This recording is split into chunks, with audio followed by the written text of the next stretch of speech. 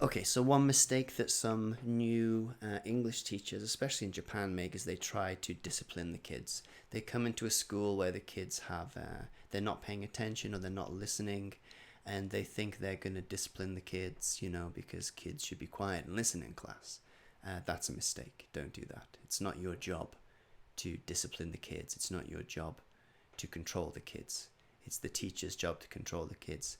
This is part of their teacher training, is classroom control. You've not had that.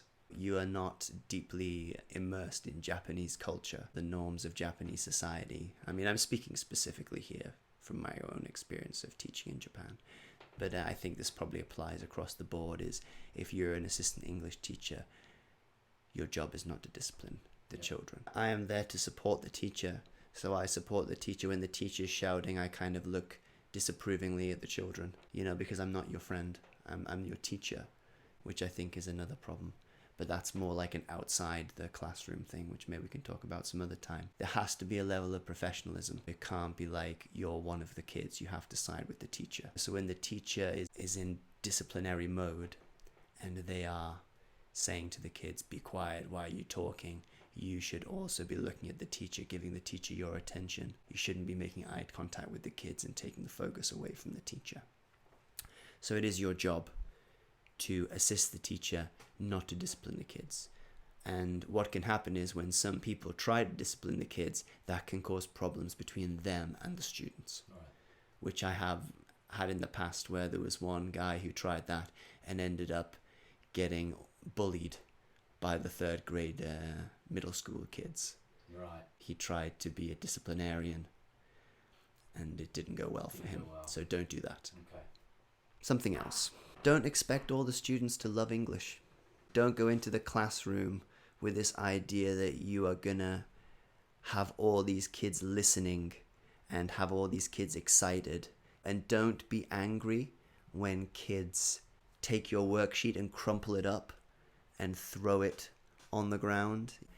Be an adult. Don't sink down to the level of like, oh, well, I don't like you now because you don't like my worksheet. Don't take things personally. You're a teacher. They're a student. You're not friends. Don't take things personally. And don't expect all the kids to love English. So just be aware that when you go into the classroom, you're there to try and facilitate the learning of English. And you're there maybe to do it in a fun way, in an interesting way. Don't take it personally when the kids are just like, no, I don't like English, or I don't like you because you represent English. Yeah. You are the embodiment of English. That's a good point. That's a good point. So don't take that personally. Don't take it out on the kids. Don't be angry with the kids. Don't then penalize them later on when they come up to you in the hallway. You have to what's the word? I can't even say it. Forget it. You have to separate that.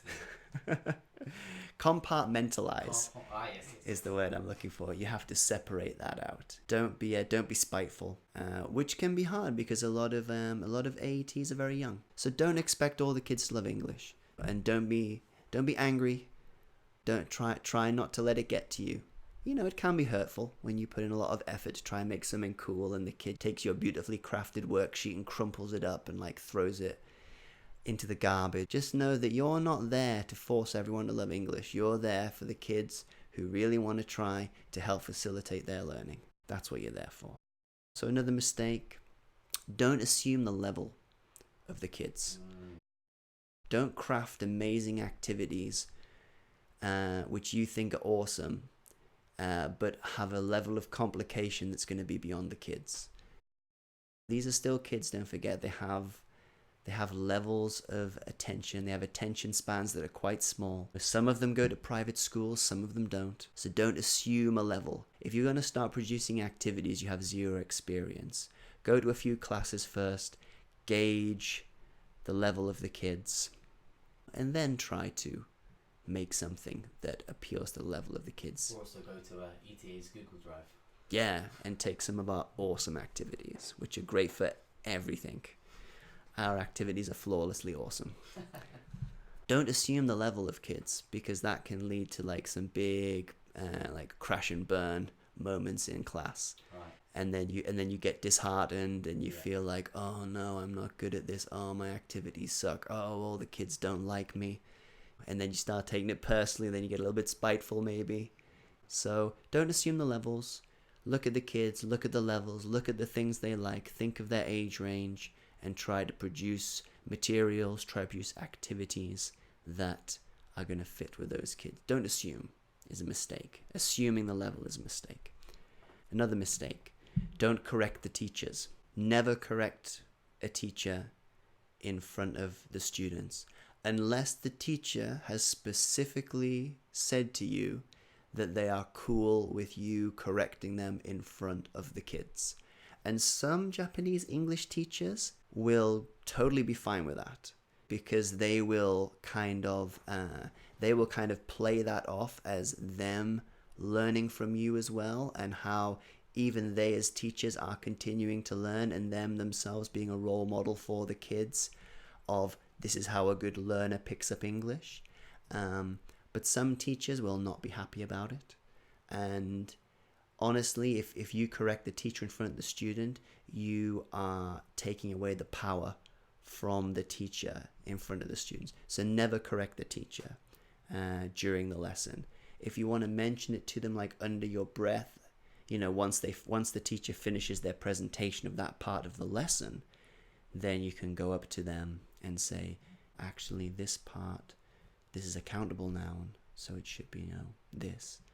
And the teacher will be like, oh, did I say, oh, okay, I've got it. And then some of them might immediately correct what they said in front of the students, but do not correct them in front of the students. I found a nice phrase when I had an experience like that was, in my country we say it like this, so it almost kind of saves face a little bit for the teacher, and that seemed to work. Yeah. I had a teacher that said clothes instead of clothes. Yeah. So, well, this is the thing. I mean, which English is the correct English? Exactly. Is American English the correct English? Yeah. Is Australian English the correct English? Is Canadian English? Is English English? Which English is the correct English? So for you to come out and say, no, this is absolutely wrong, is a debatable point. Exactly right. So just bear that in mind. Don't come at it from the point of view that I am the ultimate arbiter of what is correct English. Just be subtle, be tactful. So one more problem. When you join a class and you're an assistant English teacher, if the Japanese teacher doesn't ask you for an activity, don't assume that they don't want anything from you. Offer them ideas. Offer to do things in the class. Offer to present a small activity, a speaking activity. Just because the teacher is not proactively asking you to produce something for them doesn't mean that they won't let you do something in the class. And this goes back to the problem again of people begin to go into themselves and think, oh no, they don't like me because they're not asking me, or they don't want me to do anything because they're not asking for it. Don't assume you know other people's motives, other teachers' motives. Go up and ask them, can I do a speaking activity in the next class? You just studied some adjectives. I know a really good adjective activity. Could we try it next class? Be proactive in trying to help the teacher, and then you might find that they will be happy, and then maybe they'll start asking you for more because you don't know. Maybe they had a really bad experience with the previous ALT. They've decided that they just don't want the hassle this time. Don't assume that you know their motivation. Offer to help them. It's a good relationship builder, I think, right? And a trust builder. I think so. I think that's great.